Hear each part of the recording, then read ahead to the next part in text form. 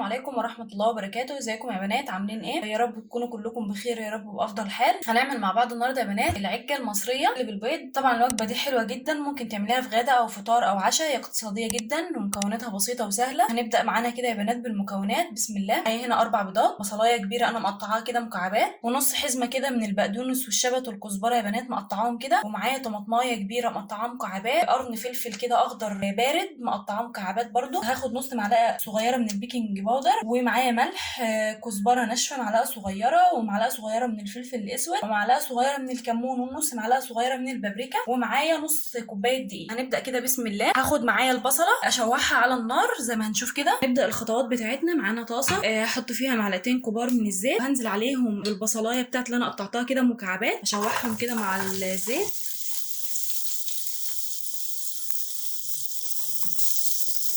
طبعا هشوح البصلايه دي كويس جدا لحد ما تدبل، بس معانا مش هديها لون ولكن تدبل بس. انا فضلت كده اشوح في البصله اهي لحد ما دبلت معانا. هطفي عليها النار واسيبها تبرد واشوف هنعمل ايه. بصوا بقى يا بنات، انا دبلت البصله خالص على النار زي ما شفنا، وسبتها ان هي تبرد خالص عشان عايزاها بارده مش سخنه. هنزل هنا بقى بباقي المكونات.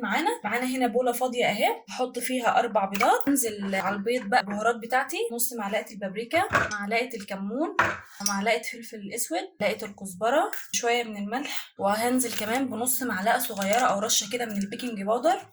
هقلب كل الكلام ده مع بعضه اهو. هنزل كمان بنص كوبايه الدقيق بتاعتي، هنخلها بس كويس كده. هقلب بقى كل الحاجات دي مع بعض كده كويس جدا. معانا هنا بقى ميه، هفضل اضيف شويه ميه كده، حوالي نص كوبايه ميه، واقلب لحد ما الخليط ده يعمل لي عجينه كده بدون اي تكتلات، زي عجينه الكيكه يا بنات.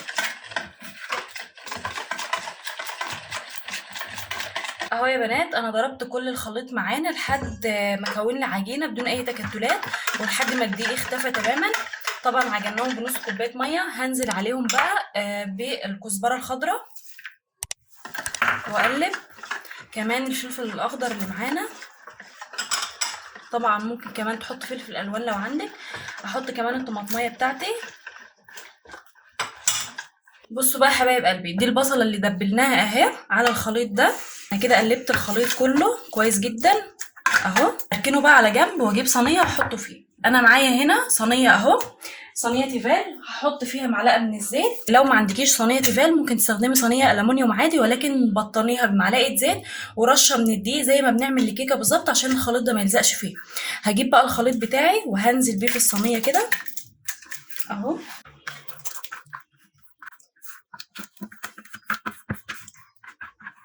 واوزعه كويس في الصينيه. ادخل صينيتنا الجميله دي بقى في الفرن على درجه حراره متوسطه. لو عندك فرن بالمعيار هتعمليها على درجه حراره 180 لمده نص ساعه.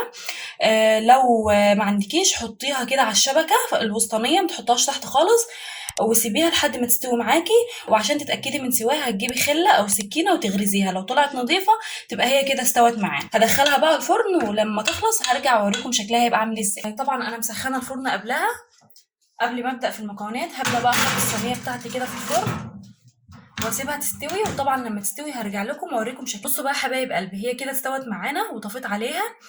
بعرف ان هي استوت ازاي، بجيب خله يا بنات، خله شيش طاووق من دي كده، وبفتح وبجيب الصينيه كده وباخد الخله واحطها كده في الصينيه. لو طلعت الخله فيها اي عجين، طبعا هي طالعه نضيفه خالص اهي، لو طلعت الخله فيها اي عجين معنى كده ان هي لسه ما استوتش، لكن طول ما هي نضيفه كده فهي خلاص استوت. هقطعها بقى واوريكم شكلها من جوه هيبقى عامل ازاي. بصوا بقى يا حبايب قلبي، انا قطعتها اهو. طبعا هي مش لازقه في الصينيه خالص زي ما انتم شايفين. ده شكلها بعد ما قطعتها اهو، شايفين شكلها عامل ازاي، مستويه جدا طبعا من جوه. شايفين كمان واخده لون حلو قوي من بره اهي.